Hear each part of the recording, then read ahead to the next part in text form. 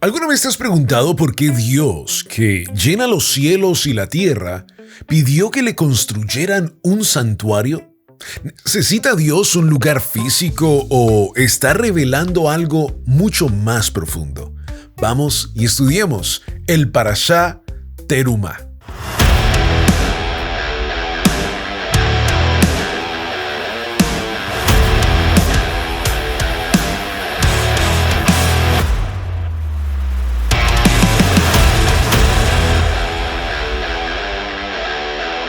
Hola amigos, soy Camilo Alfaro y bienvenidos al podcast de la raíz de nuestra fe.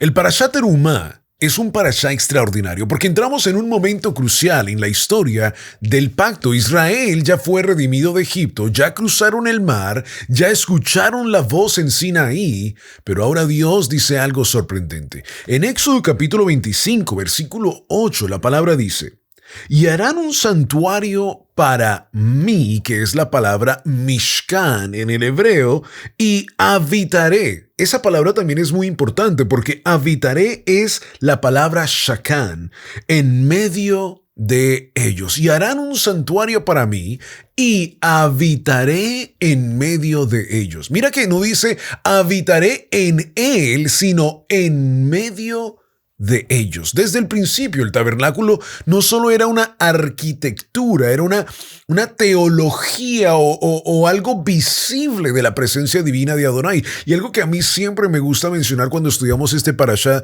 Terumá es que era una revelación profética del deseo eterno de Dios de habitar con su pueblo. Lo más interesante es de que este mueble lleno de una gran cantidad de cosas había sido ordenado directamente por Dios. ¿Por qué es tan importante esto?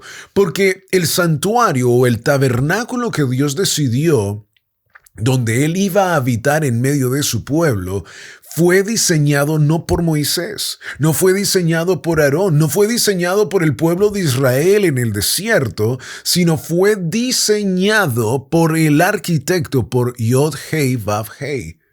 Y él fue el que le mostró a Moisés, dice, así como lo has visto aquí en el trono, así lo harás en la tierra. Por eso hablamos acerca de hacer la voluntad de Dios aquí en la tierra, y es exactamente lo que Moisés va a hacer, va a construir junto con el pueblo de Israel, y por eso vemos Terumá, van a construir este lugar bajo la orden, bajo el blueprint, bajo el papel escrito por Dios de cómo se tenía que llevar a cabo este lugar santo. Ahora, al entender esto y entender lo que estamos hablando en profundidad del santuario, tenemos que entender que no es cualquier lugar.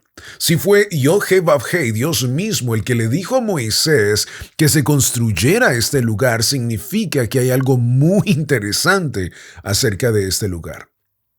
Y esto no comienza en el Nuevo Testamento, comienza aquí, en la Torá, en el Antiguo Testamento, como algunas personas lo llaman. Y es aquí donde Dios va a comenzar a revelar su gloria, digamos de una forma tangible, donde Él va a comenzar a mostrar lo sagrado y lo profano, donde Él va a mostrar la diferencia entre las diferentes culturas a su alrededor y la manera como Dios, Yod-Hei Vav-Hei, se quiere hacer presente en el pueblo de Israel. Y va a ser una gran cantidad de cosas en estos siguientes capítulos, pero mira que comienza con algo que es muy importante y comienza con nuestro corazón. Porque aquí terumá es una ofrenda, o sea, es como decir el diezmo, es otra palabra terumá, solo que esta terumá es una ofrenda voluntaria.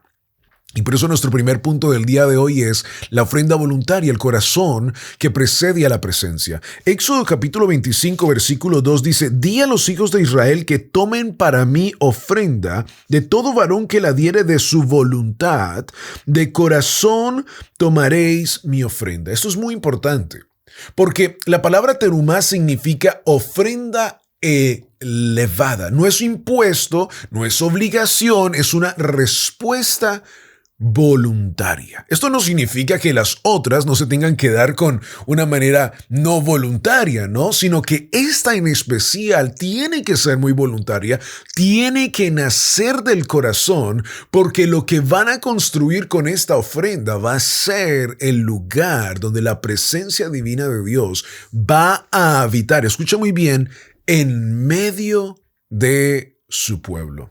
Y antes de hablar del tabernáculo, Dios quiere hablarle al corazón del pueblo, quiere medir el corazón del pueblo. Y la presencia de Dios nunca descansa sobre estas estructuras frías, sino sobre corazones rendidos. Por eso tenemos que ver la diferencia entre construir un lugar para que la presencia de Dios habite y construir un lugar para donde nosotros vamos a ir y donde la presencia de Dios quiere habitar en medio nuestro. Dios no quería construir solo un lugar ritual para que la gente supiera que su presencia estaba allá en el tabernáculo, sino que Él quería construir su presencia, su propósito dentro de cada corazón. Y entonces comienza con el lev, ¿no? Esa palabra hebreo de corazón. Y es interesante porque Dios está comenzando a medir ¿dónde está el corazón? No que no sepa, pero Él quiere que el mismo pueblo vea las malas actitudes, la lashon hará, el chisme, la mala palabrería de hablar mal en toda hora, y para que ellos entiendan que lo que Él está a punto de hacer es una separación entre la maldad, entre la locura del mundo, entre lo que las culturas dicen y lo que Yod-Heh-Vav-Heh dice. Pero nos invita a participar de este momento, nos invita a participar de esta construcción, nos invita a participar de este tabernáculo y hace una comunión con nosotros. ¿Por qué? Porque Dios siempre ha querido restaurar lo que se perdió en el jardín del Edén. Mira, dice la palabra, y es muy importante que entendamos que el jardín del Edén es una tipología de un Mishkan, de un templo, ¿no? De la presencia divina de Dios, el reino de Dios aquí en la tierra. Y era tan importante entender esto para poder entender por qué la palabra dice que aún la presencia divina de Dios, Yod-Heh-Vav-Heh, la imagen visible de Adonai, caminaba con el hombre en el jardín del Edén. ¿Esto qué significa? Se habla de comunión, a cercanía, una voluntad donde Dios quiere hablar con la humanidad, donde la humanidad puede hablar con Dios, y esto es lo que Dios ha querido restaurar. En sí ha querido restaurar nuestra identidad sacerdotal, linaje escogido, y mira que esto es lo que está comenzando en Terumá. No hemos ni hablado mucho en Terumá, pero quiero que entendamos que todo lo que conocemos de la palabra de Dios tiene que ver con este espacio sagrado del Mishkan y donde Dios quiere que tú y yo participemos una vez más de esa presencia divina de Dios. Porque la presencia de Dios nunca descansa una vez más sobre estructuras frías, sino sobre corazones rendidos. Y el Nuevo Testamento, o el Brit Hadasha, confirma este principio. En 2 Corintios capítulo 9, versículo 7 dice, Dios ama al dador alegre. Muy interesante.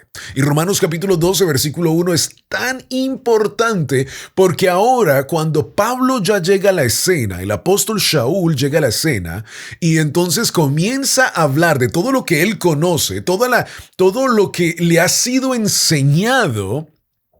Pero ahora tiene la revelación del Mashiach y su nivel de entendimiento entra a una profundidad mucho más allá que a veces cuando está escribiendo se queda sin palabras.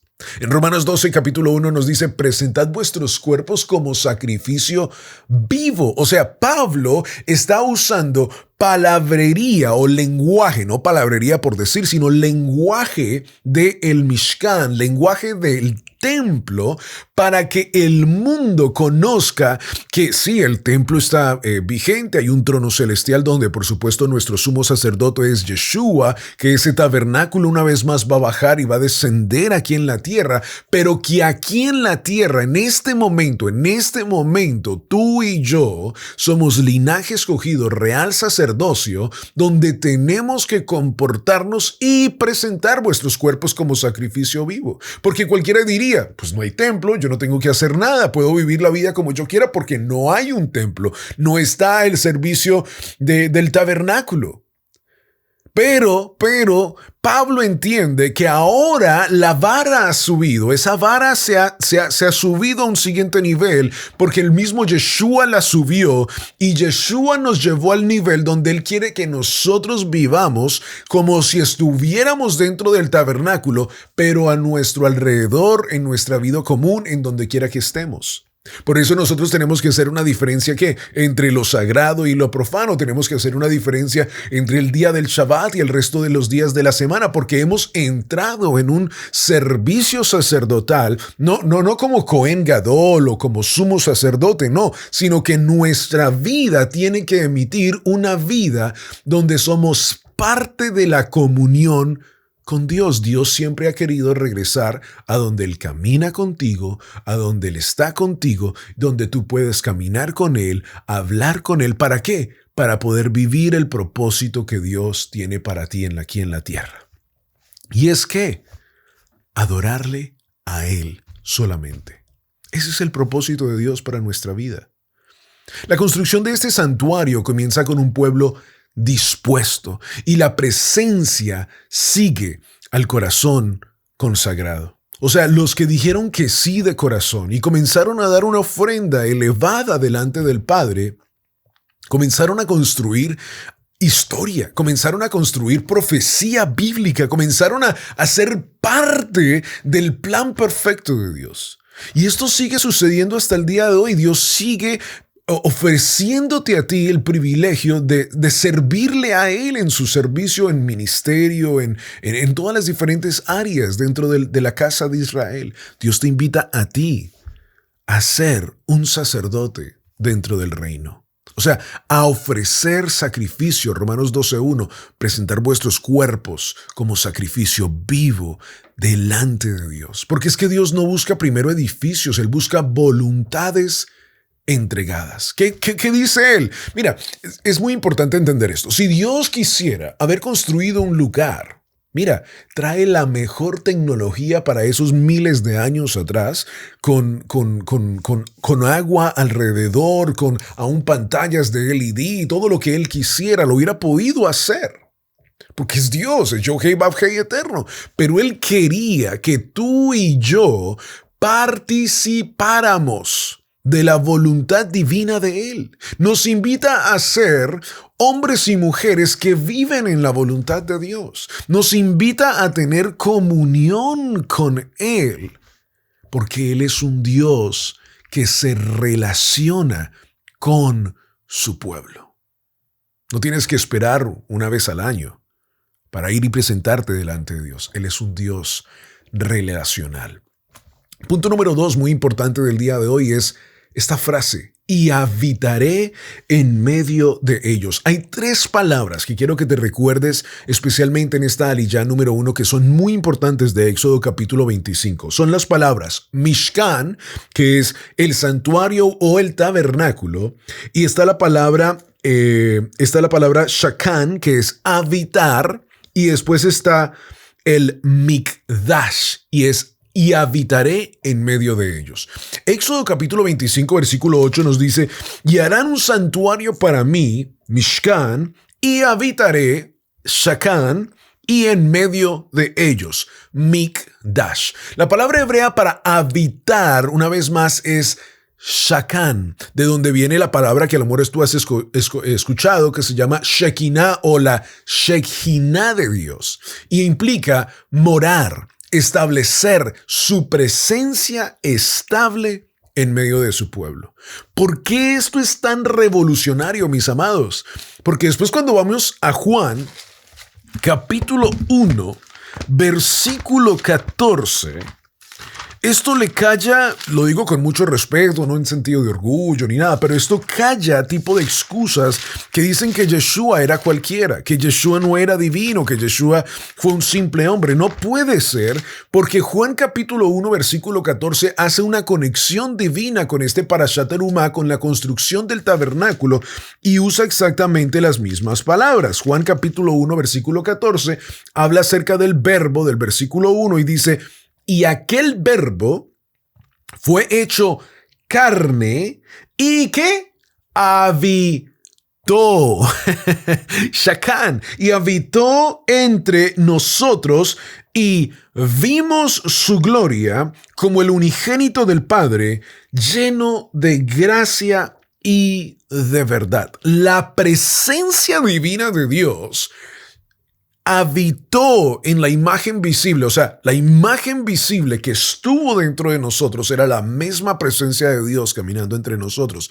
Y esto nos da un entendimiento más profundo de por qué Yeshua, cuando está frente al templo físico del cual tenían en el tiempo de Jerusalén, pues dice, destruyen el templo y en 3 días, ¿qué? Lo levantaré de nuevo. Porque él estaba hablando acerca de ¿qué? De este templo, el templo que caminó por medio nuestro. O sea, la presencia divina de Dios que ha venido a habitar entre nosotros. Por eso lo repito una vez más, Dios, lo digo con respeto, Yod-Heh-Vav-Heh, siempre ha querido una vez más restaurar lo que se había perdido en el jardín del Edén. Y esto es una vez más revolucionario. Regresemos a Éxodo capítulo 25, donde estamos en el día de hoy. Déjenme, quiero apagar este cosito para que ya no me siga molestando. Listo. Verso 9, conforme a todo lo que yo te muestre, el diseño del tabernáculo y el diseño de todos sus utensilios, así lo haréis. Tenemos que parar aquí.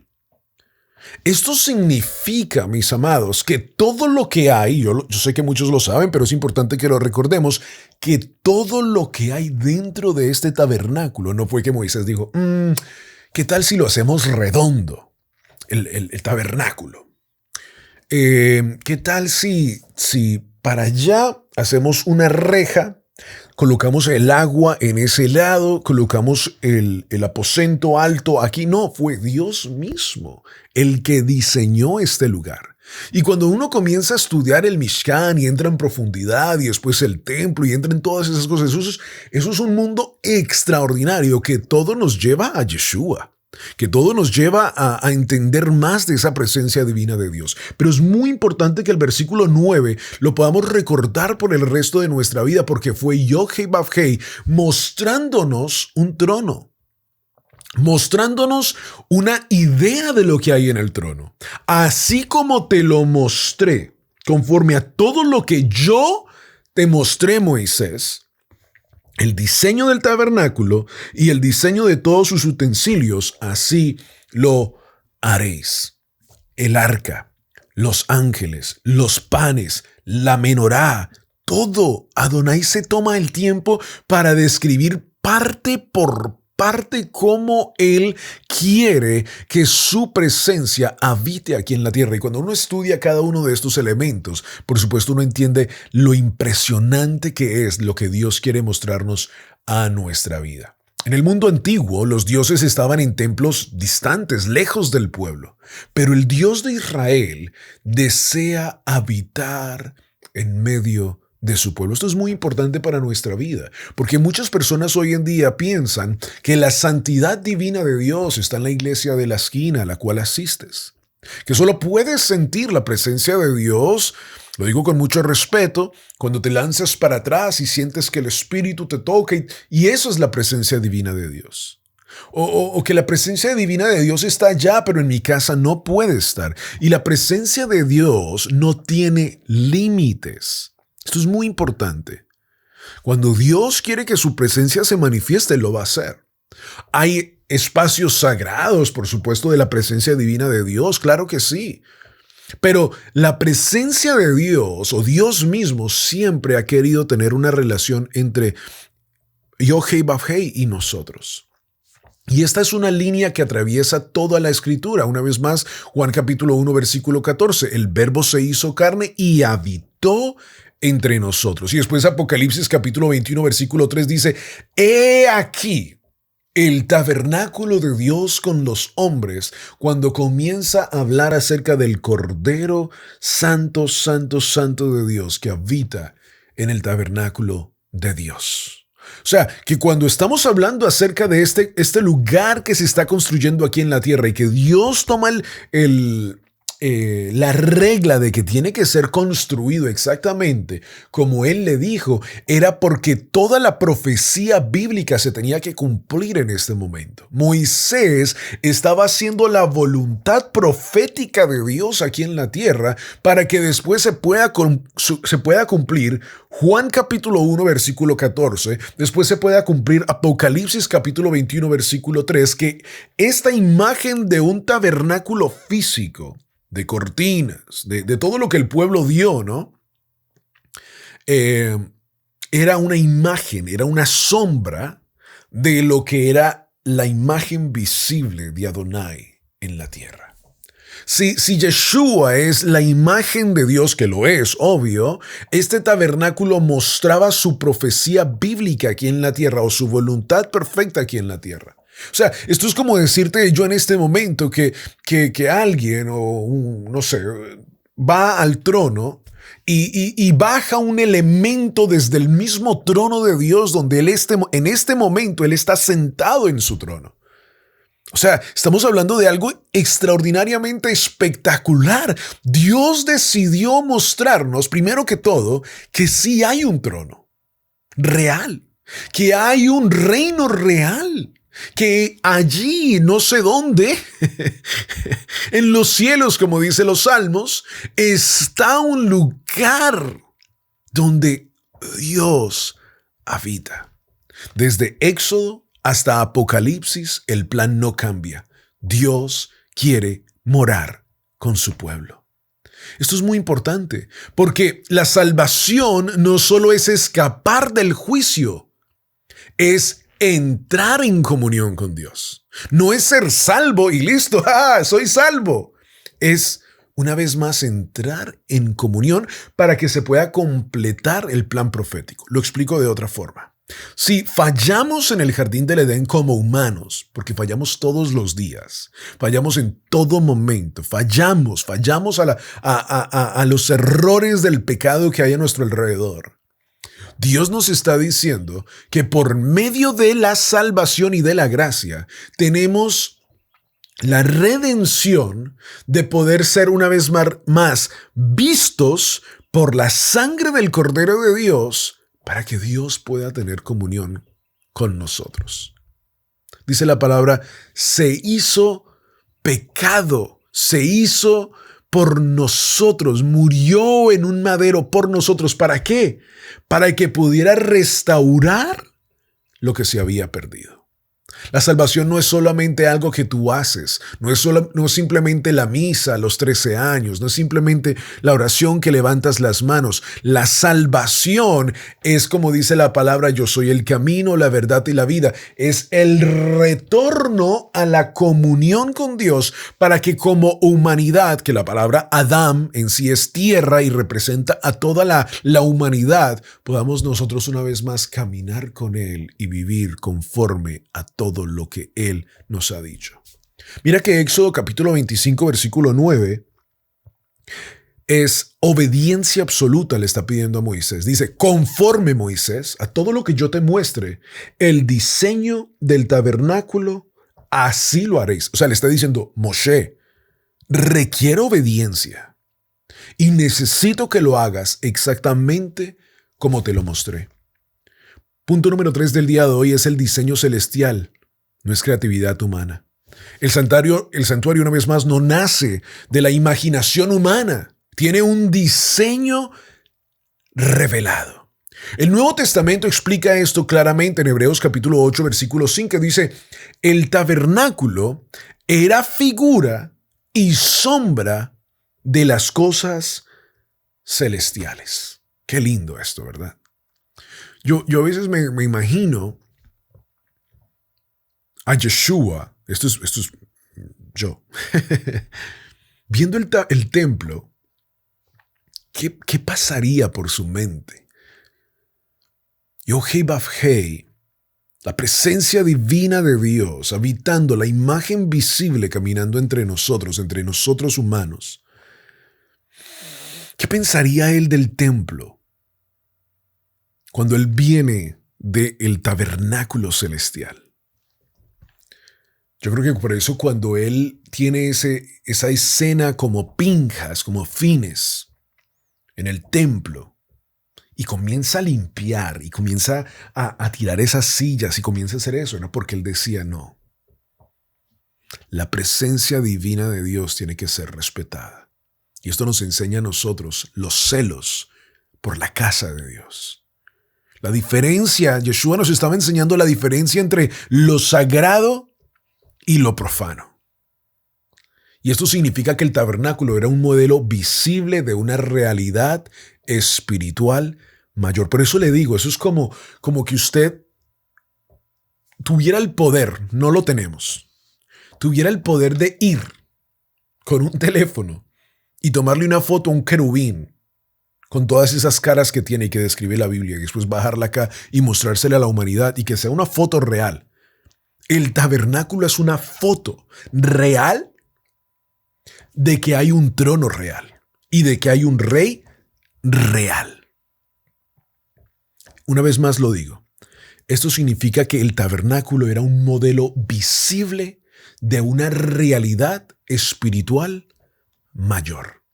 Cada elemento, el arca, el propiciatorio, la mesa, el candelabro, apuntan proféticamente a Yeshua el Mesías. No estamos hablando de símbolos vacíos. Ay, una menorá será linda de esta manera, que tenga lucecitas en este lado, que la puedan agarrar de aquí. No, estamos hablando de tipología 100% mesiánica que tienen que ver 100% acerca de Yeshua. ¿Por qué es tan importante que nosotros hablemos de estos temas? Muchas personas dirían, ay, pero eso es como muy profundo. O sea, sí, yo entiendo que todo eso está bien. O sea, está bien, pero eso es como para los niveles más arriba, cuando una persona ya conoce de la salvación y todo. Yo creo que hoy en día las personas tienen que conocer de esta forma. ¿Y sabes por qué? Te lo voy a decir por qué. Porque hay tanta confusión en el mundo que hoy en día la gente tiene que ser casi que golpeada, no físicamente, pero con la profundidad de la escritura para que entiendan la diferencia una vez más también entre lo sagrado y lo profano. Porque si no enseñamos esto y enseñamos solo el mejor tú, vamos, yo sé que tienes problemas, yo también tengo problemas, y no pasamos de ese nivel a una profundidad no de conocimiento por ser los últimos del desierto, sino para poder entender lo que Dios ha hecho por mí y lo que Él requiere de mí, porque Él sí requiere de nosotros. Entonces vamos a poder vivir una vida de fe más fuerte y vamos a comenzar a construir un pueblo como los macabeos, que cuando vieron que el templo estaba siendo destruido, tuvieron celos de que estaban siendo sacados los elementos sagrados del templo y estaban siendo sacrificados puercos, cerdos en el lugar Kadosh. Pero si el pueblo no conoce la diferencia entre lo sagrado y lo profano, hoy en día se pueden estar sacrificando cerdos en el altar y la gente no va a saber que eso es malo. Se pueden estar encendiendo árboles y la gente no va a saber la diferencia entre lo sagrado y lo profano. Porque al predicar de este tipo de cosas automáticamente nos llaman religiosos, cuando este tipo de cosas yo las vi cuando era niño en las iglesias evangélicas cristianas siendo enseñadas día tras día en un discipulado. Pero hoy en día es, ay, vamos, no importa si eres así, te podemos abrazar, está bien, no hay problema, sigue con tus problemas 20 años, todos tenemos problemas y nunca le enseñamos a la persona a poder entender que hay un camino, que hay una verdad y que hay una vida y que Él no quiere que sigas viviendo de la misma forma como estás viviendo, sino que Él quiere caminar contigo y tener una relación contigo y Él quiere que puedas salir de ese lodo. No estamos hablando de una vez más de símbolos vacíos en el tabernáculo, estamos hablando de una tipología mesiánica. Y Dios no improvisa su plan de redención. Este plan de redención, que Él viniera a morir en un madero para resucitar al tercer día, mis amados, comienza desde Génesis capítulo 1, versículo 1, donde Dios decidió que Él iba a restaurar lo que se había perdido. Y parte de su plan era construir este tabernáculo. para que este tabernáculo pudiera mostrarnos que Dios sí quiere ser nuestro amigo, que Dios quiere tener una relación con nosotros. Todo fue diseñado desde el principio. Punto número 4, el arca del pacto. El centro es la palabra de Dios. Lo primero que Dios manda a construir no es el altar ni la entrada, sino el arca. El centro del santuario es la palabra del pacto. Versículo 10. Harán también una arca de madera de acacia, cuya longitud será de 2 codos y medio, su anchura de codo y medio y su altura de codo y medio. Y la cubrirás de oro puro por dentro y por fuera, y harás sobre ella una cornisa de oro alrededor. Dentro de esta arca irían las tablas del testimonio. Esas tablas que acabó de recoger Moshe en el monte, en la montaña cósmica, allá arriba, donde Moisés estuvo 40 días y 40 noches, iban a habitar aquí.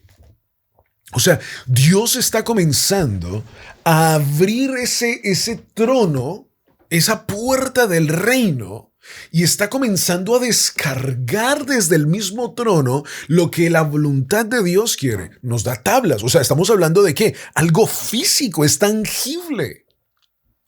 Dios mismo nos está mostrando esto, porque esto es profundamente bíblico, que la presencia de Dios descansa donde su pacto es guardado, donde se está haciendo su voluntad. Yo no sé dónde, yo no estoy diciendo que en un cierto lugar, yo no estoy diciendo que en el rugido del león es el único lugar, no, lo que estoy diciendo es que la presencia de Dios descansa donde su pacto es guardado.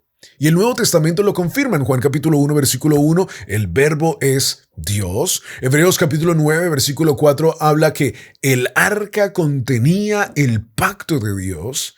Y en Apocalipsis capítulo 11, versículo 19 habla acerca de que el arca aparece en el templo celestial. Esto es interesante, porque en este momento no se sabe dónde está el arca, está guardada. Pero el arca aparece una vez más en el templo celestial. Por eso es tan interesante todas estas cosas, mi amado. Por eso yo le digo a cualquier persona que está comenzando a entrar en aguas más profundas, qué lindo que lo estés haciendo. Porque un día, cuando estés delante de la presencia de Dios, vas a poder conocer su casa. Vas a poder conocer los elementos sagrados que van a estar al frente tuyo. No es que vayas a recibir más coronas, no es que vayas a recibir, no sé, un abrazo más grande. No es que seas más grande que otros, pero vas a poder conocer más de su voluntad. ¿Qué persona no quiere conocer más de su Padre? ¿Qué persona no quiere conocer más del Dios vivo? Yeshua, mi amado, no vino a reemplazar el pacto, Él vino a cumplirlo y revelarlo plenamente. Y yo estoy seguro que en estos días en los cuales estamos, Dios está a punto de mostrarnos cosas extraordinarias frente a nuestros ojos, igual como el pueblo de Israel en Egipto. Tenemos que estar listos y preparados. Pero ¿sabes cómo lo hacemos? Buscando de su rostro, buscando de su presencia. La verdadera morada de Dios no puede estar desconectada de su palabra. No podemos predicar de algo y decir que no está conectado a la presencia divina de Dios. Aquí es el evangelio del reino, el evangelio completo de Dios, que Él quiere que se manifieste en estos tiempos para que podamos ser ese remanente fiel en los últimos tiempos en los cuales ya estamos viviendo, y que podamos conocer bien su palabra, sumergidos en su palabra. Porque cualquiera puede llenarte tu oído de cosas lindas. Un animador en YouTube, un predicador con buena palabrería. No lo digo con falta de respeto, lo digo que cualquier persona te puede hacer sentir bien. Un psicólogo te puede hacer sentir bien, un doctor te puede hacer sentir bien. Pero no dura. Lo que dura para siempre es la palabra de Dios en tu vida. Espero que este programa del día de hoy haya sido de gran bendición para tu vida. Te invito a que regreses y puedas suscribirte a este canal aquí en El Rugido del León. Búscanos en Instagram y en todas las otras diferentes redes. Estamos publicando una gran cantidad de información que queremos que tú puedas tener para tu crecimiento espiritual. Y déjeme recordarle que es un gran privilegio servir a Adonai. Shalom, shalom. Bendiciones.